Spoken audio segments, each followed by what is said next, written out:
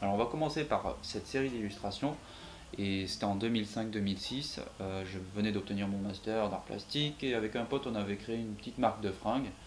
Euh, En fait on produisait des pièces uniques, et l'idée c'était de peindre sur des vêtements, donc on peignait sur des t-shirts, des sacs, des vestes, enfin vraiment tout ce qui nous tombait sous la main.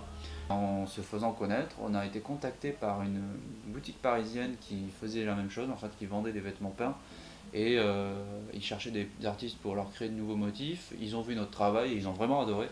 Et donc c'est comme ça qu'on a commencé à collaborer. Alors je sais pas si dans cette série d'illustrations là, si vous voyez les influences. Si vous ne les voyez pas, si elles sont pas très perceptibles, je pense que j'ai réussi mon coup.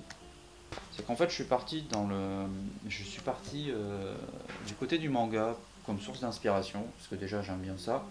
Et je suis allé chercher en fait la fraîcheur qu'il y a dans les dessins, le dynamisme, les couleurs aussi, et les expressions. En fait il y a beaucoup d'humour dans les dessins, enfin dans les personnages, et ils arrivent même à rendre un personnage, enfin même un personnage moche, ils arrivent à le dessiner de manière mignonne. Et j'ai beaucoup et là pour ces illustrations là j'ai pris vraiment plaisir à choisir le modèle, la pose, le vêtement, les couleurs, jouer avec les couleurs, et pour avoir un résultat assez gai, positif et coloré.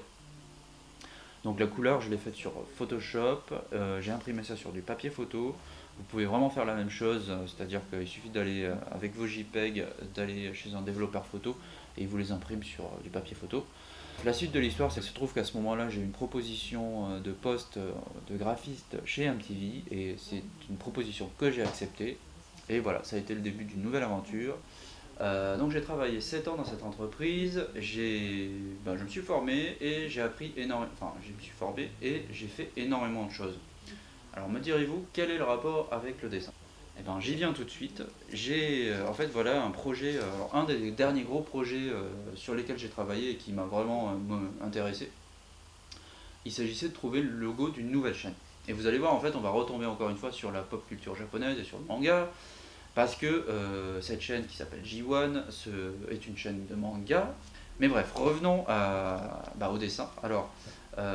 J'ai vraiment je me suis éclaté à faire ce projet, déjà parce que dans un premier temps, je n'avais pas l'impression de travailler quand je travaillais, et en plus, ça m'a permis de revenir aussi au dessin.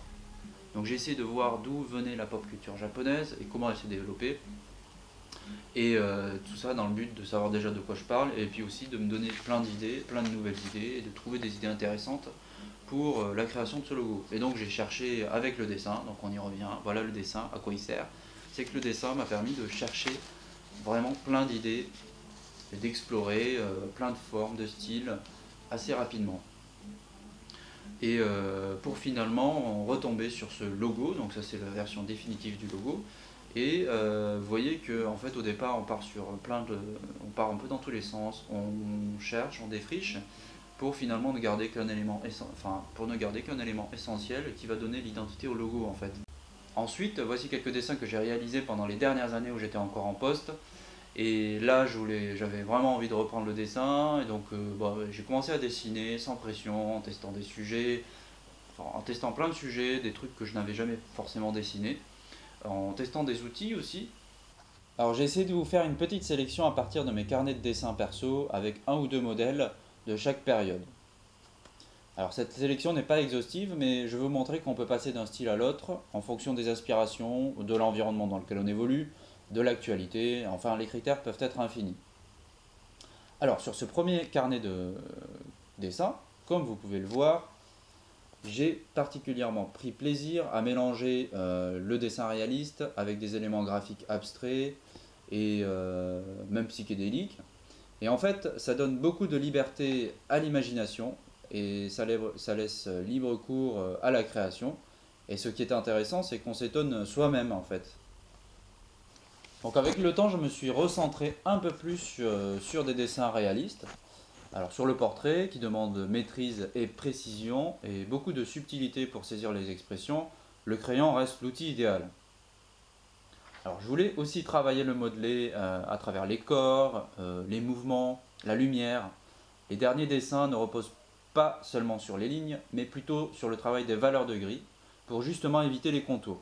Et en fait, je produis un effet visuel qui va donner cette impression de réalisme qui se rapproche de la photo. J'avais envie de partager cette passion en fait pour me donner un peu de baume au cœur quoi, et pouvoir aller plus loin et ne pas lâcher le truc.